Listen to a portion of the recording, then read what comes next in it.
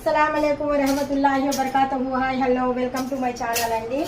ఈరోజు Jumma special day, అంటే చాలా స్పెషల్ డే. మన అందరం ఈరోజు ఎవరమైనా కానీ సరే, ఎన్ని పనులు ఉన్నా కానీ సరే, ఫస్ట్ ఆఫ్ ఆల్ నమాజ్ చేయండి. జుమ్మా ముబారక్ అందరికీ. నమాజ్ చేయండి. ఆ ఇళ్ళల్లో ఎన్ని కష్టాలు ఉన్నా, ఎన్ని బాధలు ఉన్నా కానీ సరే, నమాజ్ చేసి నమాజ్లో బాగా మనసు పూర్తిగా ఏడ్చి దువా చేయండి. అల్లాహ్ అలాగైతేనే చాలా ఇష్టం అనమాట, చాలా ఇష్టము. ఇళ్ళల్లో మనం నమాజులు చేసి దువా చేస్తుంటే, ఖురాన్ చదువుతూ ఉంటే ఇంకా మనకు చూసి మన పిల్లలు కూడా అలాగే నేర్చుకుంటారు. ఇది చాలా మంచి అలవాటు. మన ఇంట్లో కూడా జరుగుబాటు అనేది చాలా బాగుంటుంది.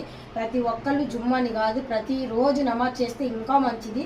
జుమ్మా అంటే కొద్దిగా స్పెషల్. ఏదైనా కానీ సరే, మిఠా అయినా కానీ సరే, ఏదైనా సరే చేసుకొని ఇంకా హ్యాపీగా తింటూ అల్లాహ్ దువా చేస్తూ ఉండండి. ఫలస్తీన్లో ఉన్న వాళ్ళకి, గాజాలో ఉన్న వాళ్ళకి కూడా నేను దువా చేస్తున్నాను మనస్ఫూర్తిగా. ఎందుకంటే అక్కడ ఉన్న వాళ్ళు చాలా బాధపడుతున్నారు, ఇబ్బంది పడుతున్నారు. అయినా కానీ సరే ధైర్యాన్ని మాత్రం కోల్పోలేదు వాళ్ళు. ఎన్ని కష్టాలు వచ్చినా కానీ సరే అల్లాహ్ ఏక్ హై అని దువా చేస్తున్నారు. మనకు అన్నీ ఉన్నా కానీ సరే మనం అల్లాహ్కి ఏం పట్టించుకోవడం లేదు. ప్రతి ఒక్కళ్ళు నమాజ్ చేయండి.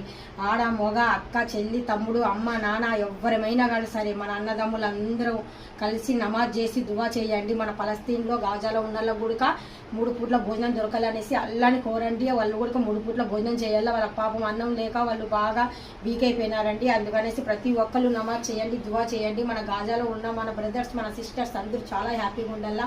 మనమైతే ఇండియాలో పుట్టాము, ఇండియాలో పెరిగాము. ఇండియాలో పుట్టిన వాళ్ళందరూ చాలా అదృష్టవంతులు. నిజం చెప్పాలంటే ఇండియా చాలా మంచిది. ఇండియా జై హింద్.